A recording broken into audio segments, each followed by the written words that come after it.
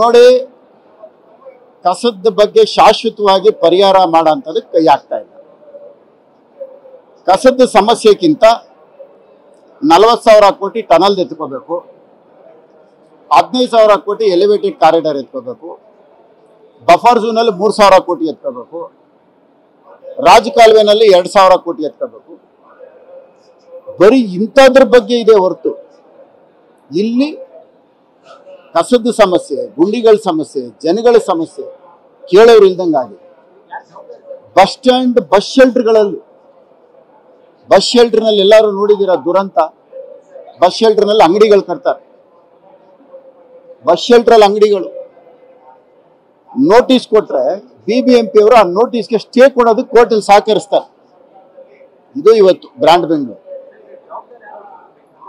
ಸಂಪೂರ್ಣವಾಗಿ ಇದು ಬೆಂಗಳೂರು ಉಸ್ತುವಾರಿ ಸಚಿವರ ಇದಕ್ಕೆ ನೇರ ಹೊಣೆ. ಅದರಲ್ಲಿ ಏನು ಅನುಮಾನನೇ ಬೇಡ. ಬಸ್ ಸ್ಟ್ಯಾಂಡ್ ಅಲ್ಲಿ ಅಂಗಡಿ ಕಟ್ತಾರೆ ಅಂದ್ರೆ ಲೆಕ್ಕ ಹಾಕೊಳ್ಳಿ. ಬಸ್ ಶೆಲ್ಟರಲ್ಲಿ ಅಂಗಡಿ ಕಟ್ಟಿದ್ದಾರೆ. BBMP ನೋಟಿಸ್ ಕೊಟ್ಟು ಇವರೇ ಕೋರ್ಟ್ಗೆ ನೋಟಿಸ್ಗೆ ಸ್ಟೇ ಕೊಡಿಸ್ತಾರೆ.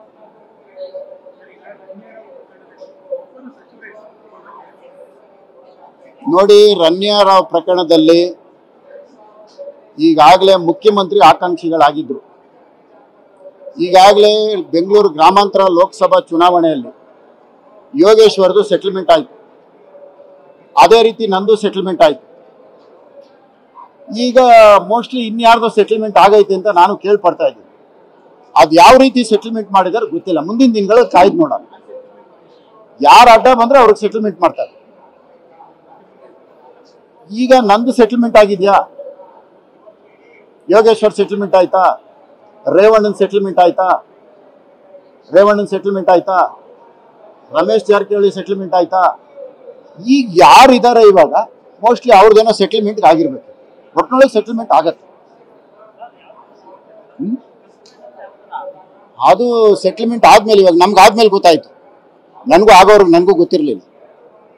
ಎಲ್ಲರೂ ಆದ್ಮೇಲೆ ಗೊತ್ತಾಗೋದು. ಇವಾಗ ನೆಕ್ಸ್ಟ್ ಮುಂದಿನ ದಿನದಲ್ಲಿ ಕಾಯ್ದು ನೋಡೋಣ ಯಾರಿಗೆ ಸೆಟಲ್ಮೆಂಟ್ ಆಗೈತೆ ಅಂತ. ಯಾಕಂದ್ರೆ ಇಬ್ಬರು ಸಚಿವರು ಅಂತ ಹೇಳಿದ್ರಲ್ಲ, ಆ ಇಬ್ಬರು ಸಚಿವ್ರಿಗೆ ಯಾವ ರೀತಿ ಸೆಟಲ್ಮೆಂಟ್ ಕಾಯ್ದು ನೋಡ. ನೋಡಿ, ಡಿನ್ನರ್ ಮೀಟಿಂಗ್ ಹೋಗೋದು ಬಿಡೋದು ಅದು ಅವರವ್ರ ಪಕ್ಷಕ್ಕೆ ಸಂಬಂಧಪಟ್ಟಿದ್ದು.